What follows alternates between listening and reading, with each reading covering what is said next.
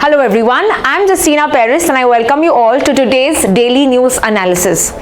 आज है 9 जून 2025 and we are going to be seeing important articles from the Hindu and the Indian Express.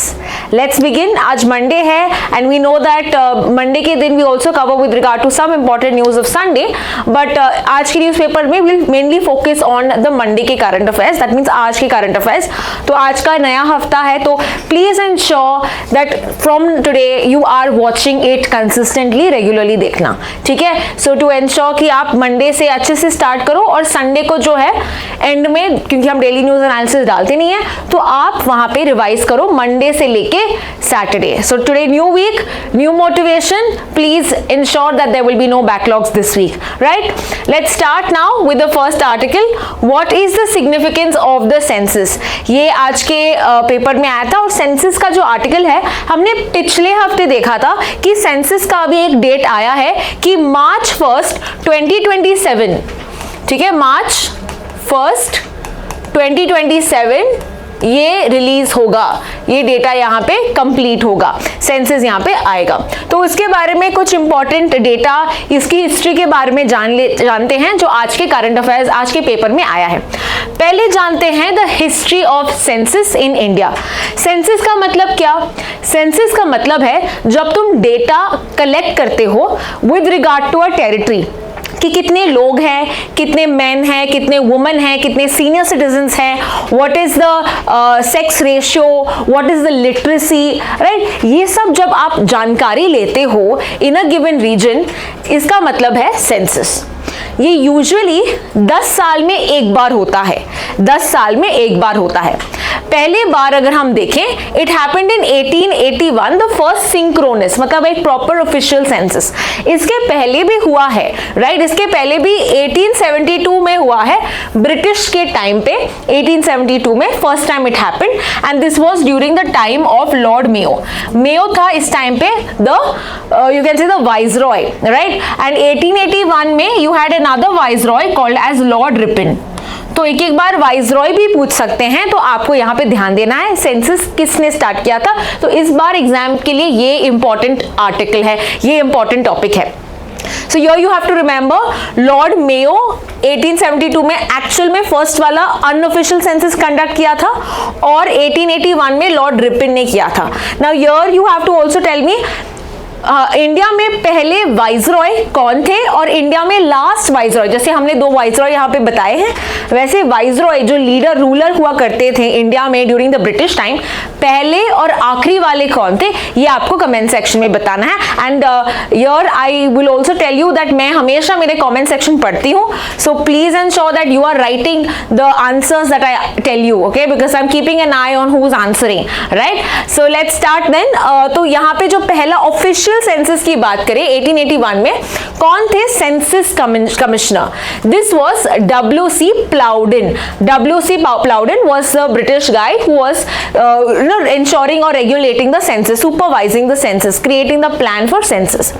India में अभी भी हम है, अब ये सेंसस कमिश्नर है जो है मृत्युंजय कुमार, मृत्युंजय कुमार, ठीक है. So this is the current one. Mrityunjay Kumar is the current census commissioner. कौन से मिनिस्ट्री के अंदर ये आता है? ये आता है मिनिस्ट्री ऑफ होम अफेयर्स के अंदर. मिनिस्ट्री ऑफ होम अफेयर्स के अंदर आता है ये ऑफिस, जिसका हेडक्वार्टर्स अभी है न्यू दिल्ली में.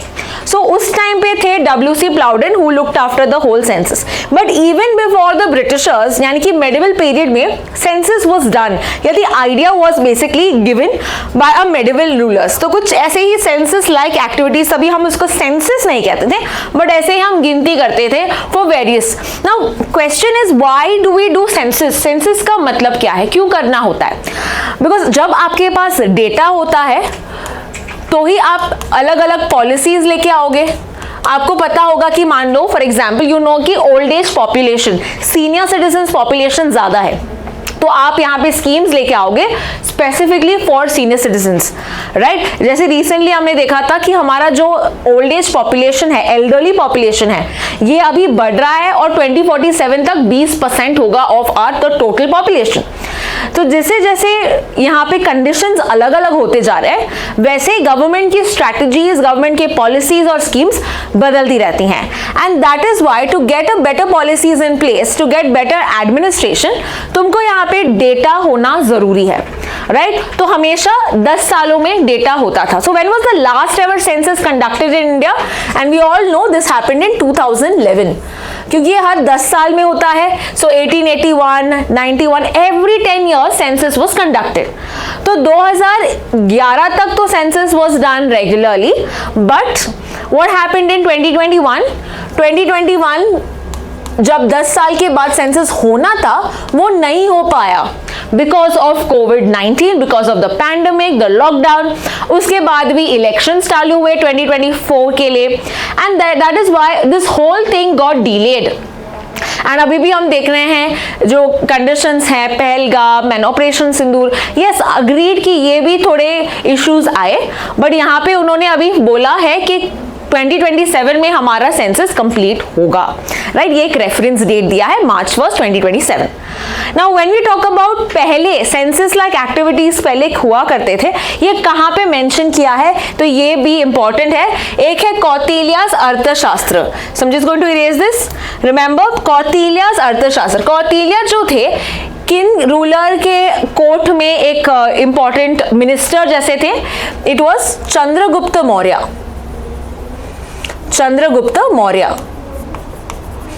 सो इन द चंद्रगुप्त या मौर्य पीरियड में हम देखते हैं कि कौटिल्य, जिसका नाम दूसरा नाम है चाणक्य, ठीक है, ये एक एडवाइजर थे राजा के लिए, ही हेल्प द राजा। तो उन्होंने एक बुक भी लिखा है called as Arthashastra, which talks about administration, the earliest work that we have with regard to administration, कैसे करना चाहिए, कैसे होना चाहिए, you know all of this is mention in अर्थशास्त्र।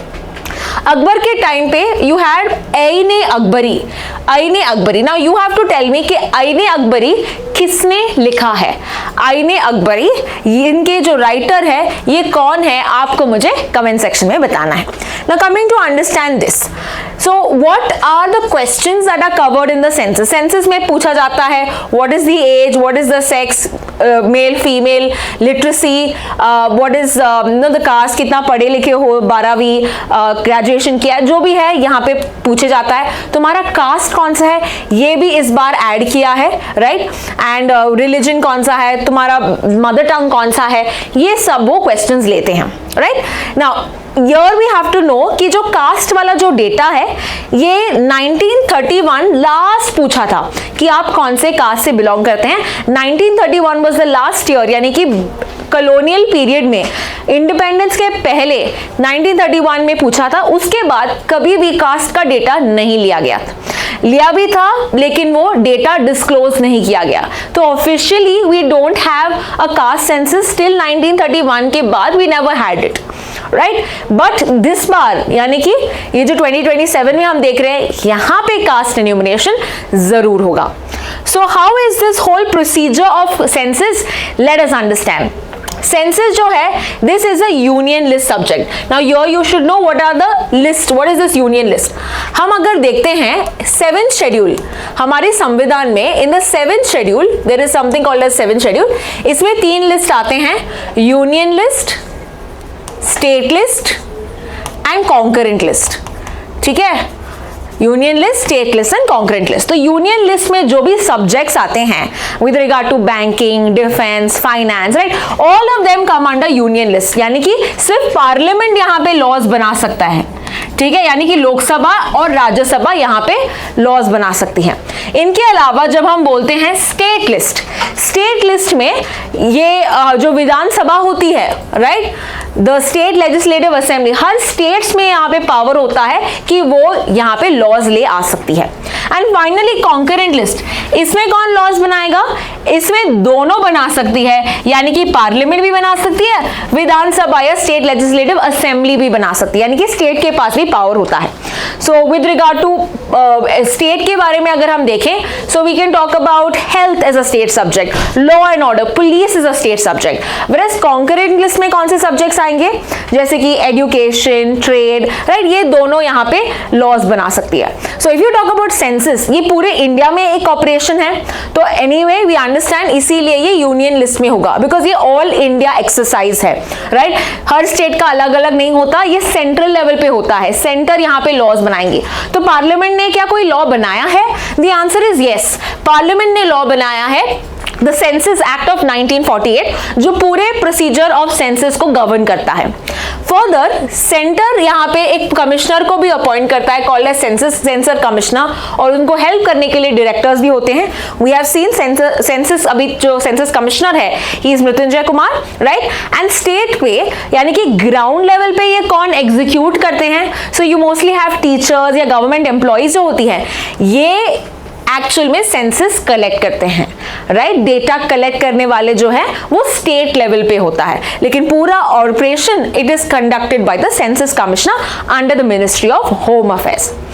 फर्दर यहाँ पे जो 1971 के बाद सेंसस दो फेजेस में होता है। The first phase is called the house listing phase. तो यहाँ पे तुम घर के बारे में जानकारी लेते हो कि घर में कितने टॉयलेट्स हैं, अमेनिटीज क्या है, कितने व्हीकल्स हैं, okay, kitchen, fuel, water, house type, rent है या खुद का है, ये सब डेटा लेता है विच सेंसेस द हाउस लिस्टिंग, मतलब घर के चीजों के कारण, चीजों की वजह से, this is basically the major outcome. The second one is the population enumeration. यहाँ पे individual level, individual details collect करता है, जैसे कि तुम्हारी कितनी पढ़ाई हुई, तुम क्या नौकरी करते हो, तुम्हारा एज क्या है, what is your religion, what is your gender, all of this they ask in the population. तो ये दो लेवल्स में हमको डेटा मिलता है, दो फेजेस में हमको डेटा मिलता है। So with regard to provisional data, the quick data, ये हमको तुरंत मिलता है, बट प्रॉपर डेटा एनालाइज करके हमको कुछ समय के बाद ही मिलता है, यानी 2 साल के बाद, the final report, the final census. तो जब भी 2011 का सेंसस आया था, even though the census was complete in 2011, जो एक्चुअल डेटा या एक्चुअल रिकॉर्ड हमको जानकारी स्टडी करके 2 साल बाद मिला, यानी 2013 में। तो अभी ये भी हो सकता है 2029 में हमको ये डेटा मिलेगा, even though the census exercise will be completed by 2027, right? So this is how we have seen with regard to the census, and why is the census important? Why is this particular census important of 2027? Because ये पहले बार हो रहा है after 2011, यानी कि after a gap of 16 years के बाद ये census हो रहा है। इसमें क्या डिफरेंट है, इसमें मैंने डिस्कस किया था कि कास्ट डेटा लिया जा रहा है, एंड हमने देखा that first time it was ever happened in 1931, उसके बाद नहीं हुआ, so that is again. Further हम देखते हैं ये digital, first ever digital census भी होगा, यानी यहाँ पे हम डिजिटली इसको अक्यूमुलेट करेंगे, कलेक्ट करेंगे, so everything will be transparent, everything will be on record, right. तो ये डिजिटल कलेक्शन भी होगा सेंसस का। इसके अलावा हम ये यूज करेंगे फॉर डीलिमिटेशन। अभी डीलिमिटेशन क्या है? Delimitation is for the reallocation of Lok Sabha and assembly seats. For example यहाँ पे we are going to ensure कि कितना पॉपुलेशन होगा, right, depending on the population हम देखते हैं उतने सीट्स यहाँ पे अवेलेबल होते हैं, उतने सीट्स यहाँ पे लोकसभा में या अगर हमारी विधानसभा में उतने ही सीट्स होते हैं। तो मान लो किसी स्टेट का पॉपुलेशन ज्यादा है, वहां से we'll see that more number of Lok Sabha seats या असेंबली सीट्स आएंगे। सो ये जो है ये डेटा तभी रेडी होगा जब हमारे पास पता चलेगा कि कितना पॉपुलेशन है। we'll know number of seats that will be there only when you know the population, right? so ये इसके लिए भी important aspect होगा, politically भी यहाँ पे हम देख रहे हैं इसका यूज क्या है। and thirdly we are going to be seeing it for the reservation of women। तो हमको पता है ये आपके एग्जाम में आया था, पिछले एग्जाम में क्लैट 2025 में, okay. So if you gone through the paper you know this कि 106 अमेंडमेंट आया था, 106 कॉन्स्टिट्यूशन अमेंडमेंट एक्ट कब आया था? 2023 में, ठीक है। It is commonly called as Nari Vandan अधिनियम, राइट। सो ये जो है रिजर्वेशन ऑफ विमेन के लिए है, यानी कि कितना 33% रिजर्वेशन होना चाहिए in Lok Sabha and legislative assembly. State legislative assembly में कितना 33% रिजर्वेशन होना चाहिए। सो यहाँ पे जो नारी वंदन अधिनियम है, so this was to ensure कि विमेन ज्यादा यहाँ पे पार्टिसिपेट करें इन द पॉलिटिकल अरेना, क्योंकि अभी हम देखते हैं we totally have 543 members in the Lok Sabha, but इसमें से केवल 74 are women, only 74 are women. तो अभी हम चाहते हैं कि 33%, नॉट इवन 50%, एटलीस्ट 33% यहाँ पे वुमेन हो, और ये लागू होगा कब से? when we have the census data ready, कि हमको पता होगा कितना women है and everything, census complete होगा, उसके बाद ही census के बाद जो next election होगा उसमें, यानी कि next election कब होगा? अभी we know 2024 में election हुआ था, तो 5 years के बाद government बदलती है, so 2029 में ये जो रिजर्वेशन ऑफ वुमेन है लागू होगा। सो इसीलिए this again is an important data for us with regard to census, right. Let's now proceed to the next article. अगला आर्टिकल द हिंदू का है, which talks about how is India planning to localize EV manufacturing. Now why are we studying this data? Why are we studying this? Let's understand. तो recently जो EV manufacturing के लिए ministry है, which is that ministry, हमेशा याद रखना electric vehicles के लिए you have the Ministry of Heavy Industries. Ministry of Heavy Industries. Now you are going to tell me कौन है इसका मिनिस्टर का नाम बताओ। Who is the Minister of Heavy Industries? तो Ministry of Heavy Industries looks after EV, that is electric vehicles। तो अभी recently इन्होंने एक गाइडलाइन दिया था। गाइडलाइंस क्या है with regard to manufacturing of EVs? क्या क्या उसमें लिखा है I am going to just tell you, but you don't have to mug this up, ठीक है। तो मैं आपको बस बता रही हूँ कि क्या रीसेंट नोटिफिकेशन थे ना। यहाँ पे बोला था कि जो कस्टम ड्यूटीज है, मान लो कि तुम इलेक्ट्रिक व्हीकल लेके आ रहे हो इंडिया में, ठीक है, तो वहां पे कस्टम ड्यूटीज बहुत ही कम की थी। So before it was 70%, right, now it is basically 15%। इतना तुम्हारा कस्टम ड्यूटी लागू होता है on built in electric four wheeler. But ये उन्हीं व्हीकल्स के लिए होगा जो यहाँ पे 35,000 से ज्यादा हैं एंड जो 5 साल के पीरियड से ज्यादा है। So this was a you can से कंडीशन दैट वाज प्लेस कि जो व्हीकल्स हैं $35,000 से ज्यादा होना चाहिए, तो ही आपको यहाँ पे एग्जेम्पशन मिलता है। नेक्स्ट थिंग, ये जो मैन्युफैक्चर है इनको भी इन्वेस्ट करना चाहिए अबाउट 4,000 करोड़ रुपए। So that was another you can say a provision that was there. इसके अलावा डोमेस्टिक वैल्यू एडिशन, यानी कि 25% ऑफ द मैन्युफैक्चरिंग जो है ये इंडिया में होना चाहिए इन 3 years and 50% of the manufacturing should be happening in India in the next 5 years। तो यहाँ पे एक प्लान दिया है कि ज्यादा से ज्यादा तुम इंडिया पे ही मैन्युफैक्चर करो, ना कि केवल रिलाई करो बाहर वाले इलेक्ट्रिक व्हीकल से। फर्दर इंपोर्ट पे भी कैप लगाया, यानी कि तुम कितने व्हीकल्स इंपोर्ट कर सकते हो, केवल 8,000 vehicles, okay, 8,000 vehicles per year at a reduce data. ये आपका इंपोर्ट कैप भी है विद रिगार्ड टू दिस। कितना, यानी कि 15% जो लागू कर रहे हैं हम, it is only for 8,000 vehicles. इससे ज्यादा यू हैव टू पे the full tariff. Further duty foregone cap, यानी कि 6,000 करोड़ से ज्यादा इनके लिए हम देख रहे हैं कि ड्यूटीज कम की गई है। सो इतना हमारा वैल्यूएशन कम किया है हमने with regard to the EV. Now again as I said, don't remember this. So इससे आपको क्या पता चल रहा है? इससे पता चल रहा है कि government is very serious about electric vehicles. Government wants more number of electric vehicles to be manufactured in India. इसीलिए तो उन्होंने बोला ना कि 25% यहाँ ही होगा, 50% होगा इन द नेक्स्ट 5 years। तो यहाँ पे डेटा दिया गया है such that India wants to be like a hub for manufacturing, right. Now let's understand इससे इंपैक्ट क्या होगा, इससे बेटर क्या होगा, और इसके चैलेंजेस भी हम इस आर्टिकल में देखते हैं। Now why is this important for us is also because India जो है is third in the sector of electric vehicles, specially with regard to the passenger vehicles, हमारा जो मार्केट है it is third for electric vehicles. First two कौन है? USA and China, right? So India is third, so they can ask you relating these MCQs, right?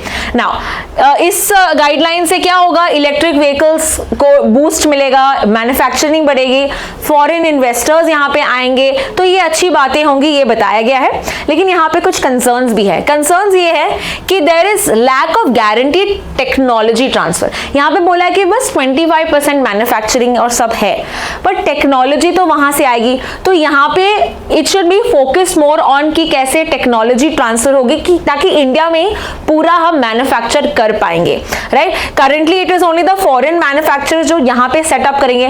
Technology transfer यहाँ पे focus करना चाहिए, is what the article says. अभी क्या है? India is becoming more of N assembly hub. यहाँ पे बस असेंबल करते हैं, पार्ट्स वहां से लाते हैं, यहाँ पे असेंबल करते हैं, बट यहाँ पे ही हम मैन्युफैक्चरिंग करें, ये एक गोल होना चाहिए, ये एक टारगेट होना चाहिए. Full manufacturing base only in India. Further, China और साउथ कोरिया से हमको बहुत सीखने को मिलता है, और वो बहुत सक्सेसफुल इसीलिए भी है बिकॉज यहाँ पे skilling, R&D, innovation, electric vehicles पे इन्होंने बहुत फोकस किया with regard to research and development, with regard to skilling of workforce.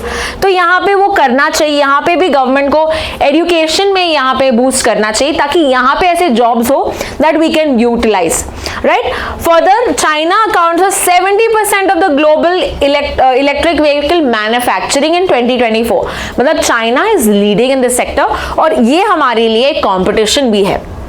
Now coming to understand, इसमें इंडिया की कंपनीज का क्या कहना है? इंडिया की कंपनीज लाइक टाटा मोटर्स ने अपोज किया है टेस्ला के ड्यूटी रिडक्शन में. मतलब आपको अपने बोला है ना कि 15% हम लेके आएंगे with regard to the duties, तो बोला है कि यार ये तो कम किया है, जिसके कारण अभी इन्वेस्टर कॉन्फिडेंस कम होगा. यहाँ पे ऑब्वियसली ये फॉरेन इन्वेस्टर्स या फॉरेन कंपनीज यहाँ पे बेनिफिट करेंगी, फॉरेन मैन्युफैक्चरर्स बेनिफिट करेंगी, लेकिन हमारा क्या जो यहाँ पे ही खुद बनाते हैं EVs, right? So that is a problem for us. Further, IEA क्या है? International Energy Agency. Where is the headquarters of International Energy Agency? Can you tell me? We've done this before. International Energy Agency, important organizations में हमने किया है ये. तो इसमें हम देखते हैं कि जो locally अगर हम देखते हैं, which are the two companies that are doing very well in EVs? It is Tata's and Mahindras. तो यहाँ पे 80% of the domestic electric vehicles यहाँ पे लेते हैं, एंड चाइना के इंपोर्ट्स इंडिया में इनफैक्ट कम हुए. इवन दो 70% इनका ग्लोबल मार्केट है, इंडिया में ये कम है बिकॉज ऑफ इंडिया बहुत ज्यादा टैक्सेस लगाती है चाइना के इंपोर्ट्स पे, राइट? एंड इंडिया के पास ऐसे ऑल्टरनेटिव्स भी है that we don't have to rely on Tesla or Chinese goods, right? We have Tatas and Mahindras that are mainly having a good, and of course दूसरे companies भी है जहां पे ईवीज बनाते हैं. We also see MG Hector India में यहाँ पे बहुत फेमस है with regard to the electric vehicles. So experts argue की जो करंट पॉलिसी है ये ज्यादा कैपिटल ड्रिवन है, foreign capital driven, foreign markets को खुश करने के लिए है, whereas it gives very little scope for the Indian manufacturers is what this particular article says. तो हमने यहाँ पे देखा है with regard to the concerns of the EV industry, India's rank in this, और यहाँ पे क्या domestic problems हैं, that is we've seen. Let's proceed to the next article, which is India ने अपना first ever gene edited sheep बनाया है श्रीनगर के लैब में. तो पूरा आर्टिकल देखते हैं. In fact this is 6 month old news, but ये डेटा यहाँ पे कंफर्म नहीं किया था because they were waiting for it to the sheep to grow little big, है ना? तो अभी 6 महीने का हो गया है, ये अब हमारा शीप है. सो उसके बाद ही इन्होंने डेटा अभी कंफर्म किया है. So let's understand everything about this. तो ये first ever gene edited sheep है. Now we have also seen what is the meaning of gene edited. Gene edited is not the same as cloning, ठीक है? ये पहले याद रखना. Cloning का मतलब क्या है? Cloning is when you take one cell and you multiply. Clone मतलब एग्जैक्ट उसका copy.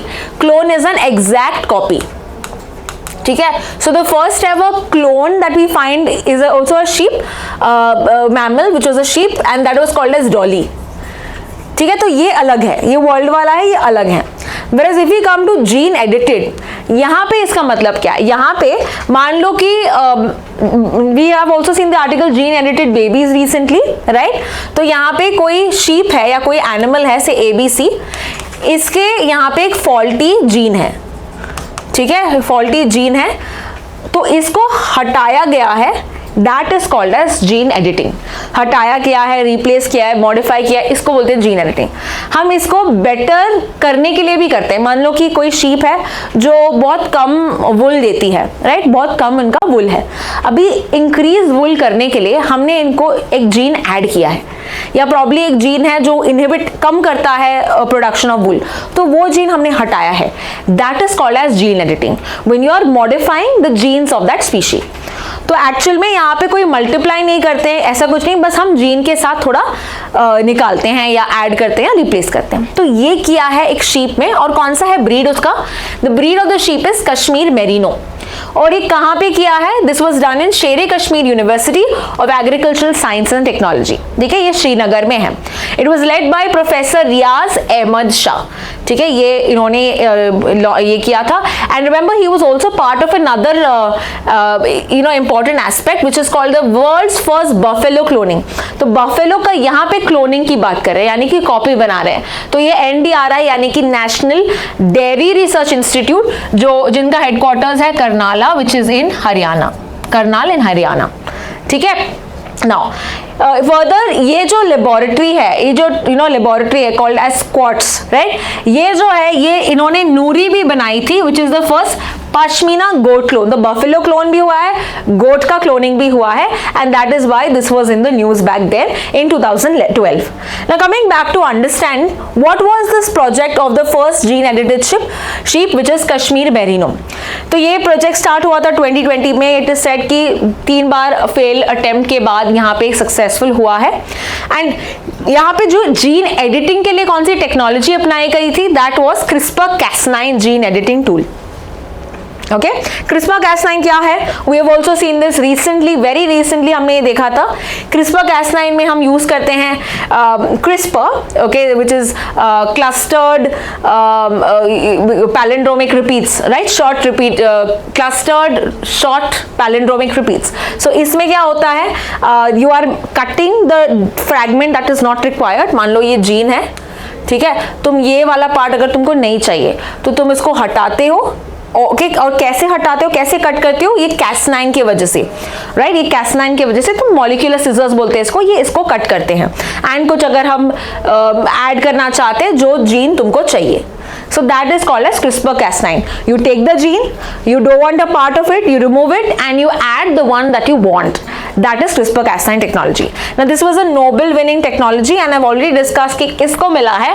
So please can you write who is the 2 women that were responsible for the CRISPR-Cas9 technology जिनको Nobel Prize भी मिला है 2020 में.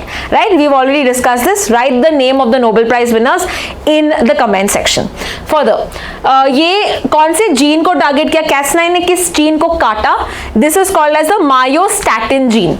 तो एक negative growth regulator, यानी कि ये क्या करता है, ये ग्रो होने से कम करता है, इट इनहिबिट्स द ग्रोथ, जिसके कारण यहाँ पे मसल ग्रो नहीं होता. तो जब इन्होंने इसको कैंसिल किया, now the muscle mass will increase by 30%. The muscle mass will increase by 30%. तो इससे क्या कर रहे हैं हम, इस sheep का क्या चेंज किया हमने, sheep का हमने चेंज किया, that now the sheep will be more meaty, right, the more mass production that is going to be there for the sheep. तो first of a kind gene editing, जहाँ पे meet yield, okay, तो उनका मास बढ़ेगा, disease resistance भी होगा और climate के लिए भी सूटेबल होगा, अडेप्ट करेगा. Further this would help in farmers income. तो mainly in north India, right, और नॉर्थ वेस्ट इंडिया की अगर हम बात करें, जहाँ पे for them this is a major source of their income. अगर they have a good meat yield, right, उनको यहाँ पे ज्यादा पैसे मिलेंगे. The farmers will have a better productivity, better income and this will of course contribute to the economy of India. तो ये पूरा आर्टिकल हमने देखा है with regard to Kashmiri merino, which is a sheep that had recently undergone gene editing. Let's proceed to the next article. Next article is with regard to Maharashtra and Karnataka account for 51% of FDI. ये FDI क्या है? FDI is foreign direct investment. Foreign direct investment. Now, what do you mean by a foreign direct investment? And which is the country जो सबसे ज़्यादा हमको FDI देती है? So, let's say country A, ठीक है? country A में कोई इंडिविजुअल है या कोई कंपनी है, ठीक है?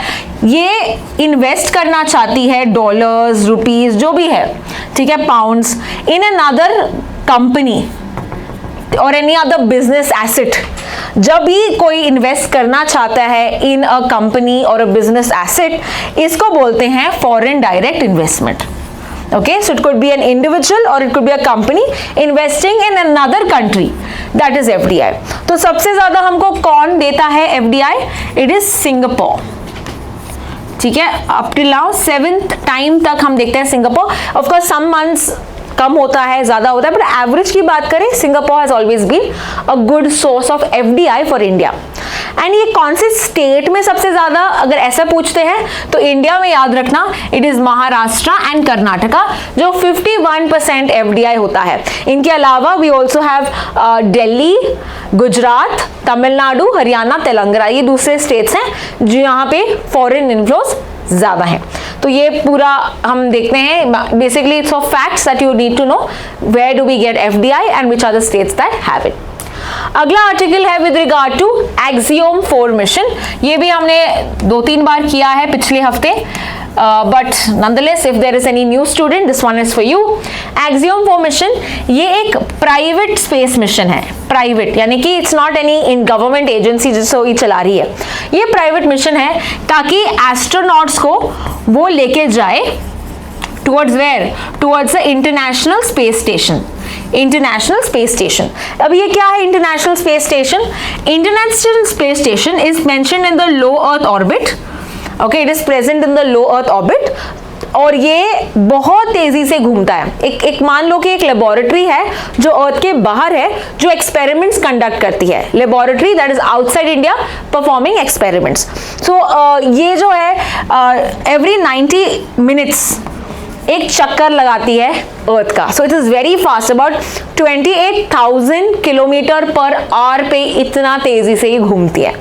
तो यहाँ पे हमारे एक इंडियन एस्ट्रोनॉट जाने वाले हैं एंड यहाँ पे आप देख सकते हैं ही इज शुभांशु शुक्ला. ठीक है, तो शुभांशु शुक्ला जाएंगे और ये मिशन कब होगा? इसका डेट दिया गया है 10th of June, यानी कि कल के दिन ट्यूसडे को ये होगा.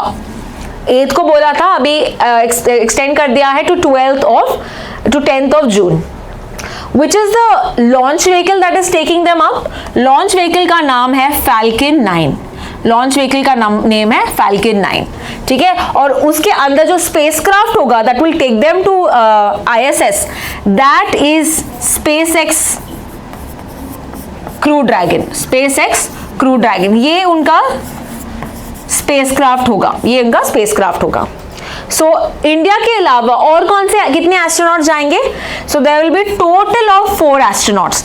इनमें से इंडिया एक है, ओके, जो पूरा मिशन को हैंडल करने वाला है USA का, ओके, और 2 मिशन के स्पेशलिस्ट है फ्रॉम पोलैंड और चौथा वाला है फ्रॉम हंगेरी. ठीक है, so there are 4 such people who are going to go on the mission, one from India, US, then we have Poland and Hungary. तो ये मिशन में जाएंगे और ISS में जाएंगे. So it's a good thing for India because पहले बार हम देख रहे हैं कि इंडियन से कोई यहाँ पे जा रहा है to the international space station. ISS की बात करें, रिमेंबर ISS में इंडिया का कंट्रीब्यूशन तो नहीं है. दिस वाज बाय USA यानी कि इनका नासा, यूरोपियन यूनियन यानी कि यूरोपियन स्पेस एजेंसी, कनाडा का है कॉस्मोस, तो दैट्स रशिया है, दैट इज रॉसकॉस्मोस. कनाडा का है Canadian space agency and finally Japan का है JAXA. तो ऐसे 5 यहाँ पे कोलैबोरेटर्स हैं to the ISS. India is not part of it. जो पार्ट है ISS का, जिनका ओनरशिप है, that is USA, European union, Russia, Canada and Japan. India ने बोला हम खुद अपना एक लेबोरेटरी बनाएंगे स्पेस में, जिसको हम कहेंगे Bharatiya Antariksh station. We will call it Bharatiya Antariksh station. और ये कब लॉन्च होगा? This will be launch in 2035. This is what our target is. 2035 में हम खुद का एक लेबोरेटरी स्पेस में लगाएंगे. तो ये पूरा था एक्सियो मिशन. ये होगा कल के दिन. So let's hope everything goes well. And Axiom mission का जो लॉन्च होगा वो फ्लोरिडा से होगा, यानी USA से होगा. कैनेडी स्पेस एजेंसी है, कैनेडी स्पेस सेंटर जो फ्लोरिडा में है, वहां से होगा. So let's have a fingers crossed and see everything goes well.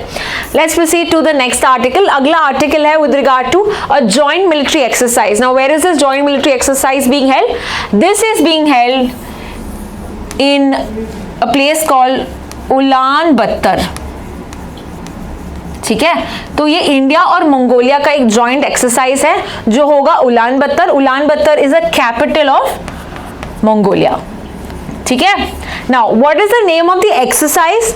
Exercise का नाम है नोमैडिक एलिफेंट. ठीक है. नाउ दिस इज इंपॉर्टेंट, बहुत बार हुआ है ये. This is the 17th one edition. This is the 17th addition.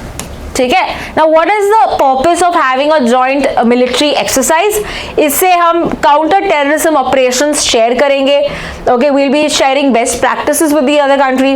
We will also ensure collaboration, cooperation among the two countries. तो इससे इसके बेनिफिट्स हैं. That is happening from May 31 to June 13. ठीक है, ये होगा इसका डेट्स. हाउएवर फॉर अस ये क्यों इंपॉर्टेंट है? एलिट में अभी तक हमने देखा है ऐसे क्वेश्चंस बहुत आए हैं कि दो कंट्रीज के एक्सरसाइज के बीच में जो एक्सरसाइज है उसका नाम बताओ, and this has come in the past. So आपको याद रखना है India Mongolia, this is a joint exercise between the name of the exercise is nomadic elephant and this is happening in the capital of Mongolia, Ulaanbaatar. ठीक है. Next let's proceed to the last article of the day, and the last article is a state level news. State level news भी अगर आपने देखा होगा, sample paper, last year का sample paper में question आया था कि लाड़की बहन ये जो इनिशिएटिव है ये कौन से स्टेट का है. ठीक है, तो आपको यहाँ पे अगर सैंपल पेपर में आ रहा है, we also should be preparing for the same, because we can expect anything, right. So यहाँ पे दीदी की रसोई, ये इनिशिएटिव का नाम क्या है? दीदी की रसोई. That's why I have given you, so this can come again in the exam. ये कौन से स्टेट का है? This is by Bihar. So what is the scheme about? थोड़ा एक वन लाइन में हम जानते हैं. ये एक प्रोग्राम स्टार्ट किया था कॉल्ड एज जीविका. ठीक है, जीविका स्टार्टेड इन अबाउट 2023 में स्टार्ट किया था by the Bihar government. Okay, now this Jeevika was mainly for what? This Jeevika actually 2018 में दिया है. ठीक है, 2018 याद रखना. ठीक है, ऑल्दो पूछेंगे नहीं, but anyway it's better to give the right data. So Jeevika was for women empowerment, women empowerment के लिए है. ओके, तो जीविका के अंदर एक स्कीम है दीदी की रसोई, एंड इसमें वो क्या करना चाहते हैं? They are giving employment, rural employment to women. Okay, तो गांव के जो महिलाएं हैं they will start cooking for home, for patients. तो हाई क्वालिटी अच्छा खाना पेशेंट्स को भी मिलेगा और बाकी के जनों को भी ये मिलेगा. सो यहाँ पे कैंटीन्स बनाएंगे. Okay, so there will be canteens all over the state and this will provide good food to the hospitals, good food to the general public. तो ये एक अच्छा सा इनिशिएटिव है called as Didi ki Rasoi, using women only, women led initiative है to help women to get additional income and of course empowerment. So this is the whole article with regard to 9th June 2025. Don't forget to watch the next video जहां पे मैं 20 questions discuss करूंगी आज के current affairs से. Thank you so much for watching.